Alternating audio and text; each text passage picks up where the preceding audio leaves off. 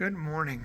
I think sometimes we distract ourselves rather than really reflecting on our lives because we don't want to have to see what's there because we don't want to have to work on it.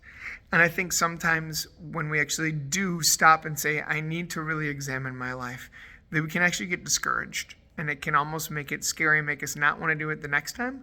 Because if we start examining our life and trying to look for issues that we have to work on, we're going to find them. And we don't want to see it there. And so sometimes it can actually feel when we're making strides forward. And any time that we're saying, yeah, I need to look at this. And I need to reflect and I need to grow. That's always a stride forward. Always. Right? Taking your faith seriously and saying, what do I need to do? How can I look at areas where maybe I've been weak or where I've been sinful and trying to say, how do I shore up those areas? That's always a good thing. Always. That means that we're moving forward, but it doesn't feel that way. And the reason why it doesn't feel that way is all of a sudden we're recognizing this sin and we're seeing this gross spot. And when we see that, we're like, oh my gosh, well, this thing is here now. It was already there, right? Imagine if your basement is kind of cluttered. And you have some stuff that you just kind of like push it off into the corners. And so it looks kind of clean when you just kind of glance at it, not with a fine tooth comb. So I think when we, sometimes we can just kind of try to just push stuff off into the corners. And then all of a sudden come to a point where we're like, you know what, Jesus, I want you to come really help me to clean up like the home of my heart.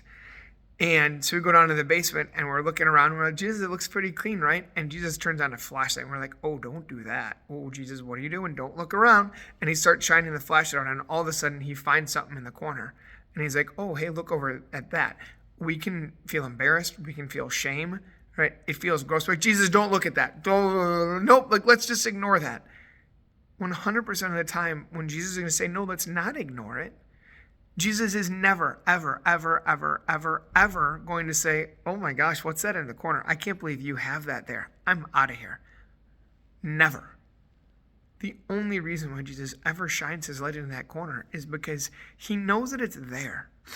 And we can ignore it, right? We can put it in the corner and keep it in the dark where we're like, nope, not looking at it. But it's still there, right? It's still there. Even if we try to just push it off to the side. And we psychologically, maybe emotionally, we can feel better about ourselves by pushing it off to the side and then ignoring it and not having to deal with it. But it's still there. So we're not actually healing. We're not actually growing. So I beg you to spend time, to spend time with Jesus, praying and asking him to help you see these things, but to actually ask him concretely. Ask Jesus, Jesus, please come into the home of my heart. And let's go deep into the basement, into the depths. And Jesus, turn your flashlight on and shine it wherever you want. And to tell ourselves that we're not going to get upset. We're not going to be ashamed. We're not going to feel guilty. We're not going to backslide. We're not going to let the evil one lie to us and tell us, yeah, look, see, you're no good because this stuff is there.